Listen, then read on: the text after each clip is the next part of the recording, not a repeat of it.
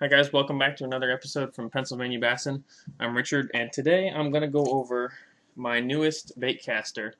It's a Quantum Hellcat. I believe, yeah, it's 11 bearing, 6 to 3 to 1, and it's probably the first and only combo rod and reel that I've bought that I didn't immediately want to get rid of the rod and use something else that I had or buy something new.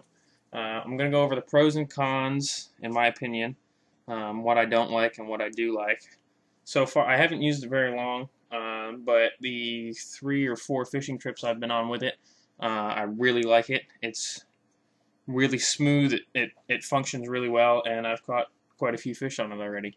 Lost a couple muskie today on it, but that's because I didn't have any leader. I wasn't really prepared for that. But I'm going to break it down and go over a few things, and hopefully it helps you. I bought it. It was on sale. I've looked at it a couple times at a local tackle shop, and it was on sale, and I finally decided to pick it up and add it to my arsenal. But hopefully what I have to say here and show you guys will help you decide whether you are interested in it or whether it's not something for you guys to use. So here's the reel. It's got a metal frame, which I like. It's not cheap and flimsy. The rod it came on is I believe it's a medium, yeah, it's a 6.6 medium action rod. Doesn't have the micro guides, but I'm not a huge fan of them myself anyway, so that's not a big deal. But the rod's not bad. The only thing I don't like, I have really long arms, so the size of the end of the reel here, I just wish it would, it's not quite the length of my forearm, so if it would be, I don't know, maybe, and of course it's only a 6.5, so maybe if it was a 7 it would be a little different, but this is what came with it. And the rod, like I said, it's probably the first combo I don't want to just take the rod and throw it away and get something else to go with it, because it actually matches up pretty nicely with the reel. It seems to be a little, I don't know, when I'm fishing with it, it seems like the reel is moving on the rod a little bit. I don't know if it just comes loose or if it's just the blank inside. But other than that, I really do like the rod. And the reel itself, like I said, is really smooth. It's kind of become my first choice when I've been out the last couple trips. I've been throwing it more than any of my other reels. And it's a pretty simple design. Not a whole bunch of fancy brake. There's some that have the brake on the inside and magnets and brake on the outside, and it's just simple, free to 10. I have mine on 10 because for whatever reason it seemed, I don't know if I don't have the drag set right or what the deal is, but I've been using it on 10 the last couple trips. It's pretty cold too, so my thumbing isn't the greatest, but it doesn't have a button or anything or a little switch or anything to get the side cover off. Just twist it and it pops off, which I do kind of like. Magnets in there. I hate sometimes you get a bird nest or backlash and you're fumbling around and you're trying to get, sometimes I've had it to the point I have to take the spool out and it's just a mess. You can't get your finger down in the hole to get the little switch off, or the switch is stuck because it's got dirt in it or whatever. This one just pops on there, twists, goes on really nicely, comes off really nicely.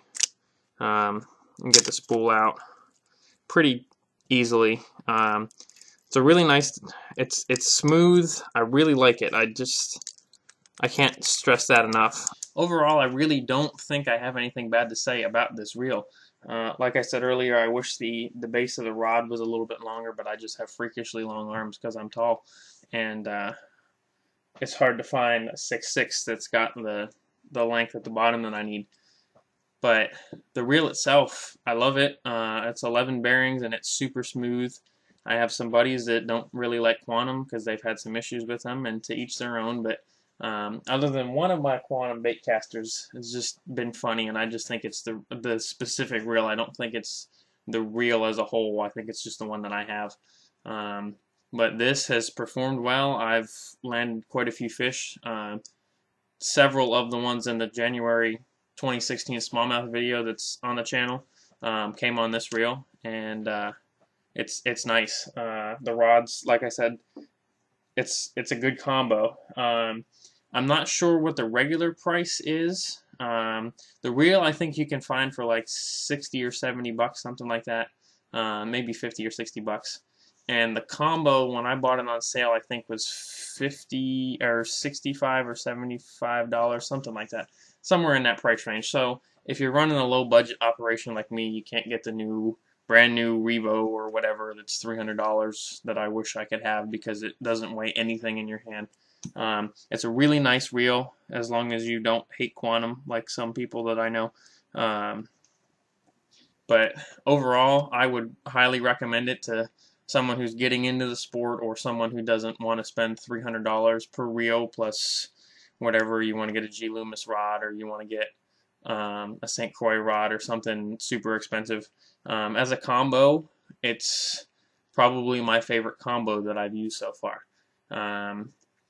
I'm going to continue to do, I have 6 other rods that I use on a regular basis. Well, I don't really use the spinning rods, but some other bait casters, some other spinning rods back here that I'm gonna do reviews on, and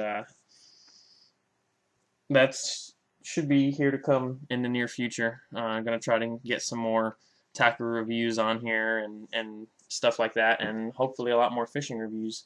A buddy of mine took me to a new honey hole for some muskie, and that is like my lifelong, since I've started fishing, dream is to catch a muskie.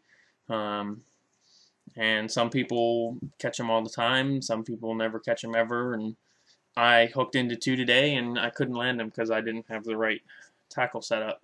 Caught them on tube jigs, which kind of surprised me, but hopefully we'll get back out. And I was wading around today in the 30-something degree water here in central PA, but hopefully I'll have a camera next time. I'll get pictures if I land one, but I like to get it on action cam so you guys can see it. But subscribe, like, follow me on Instagram if anybody has an Instagram, at Dick_Hoffer.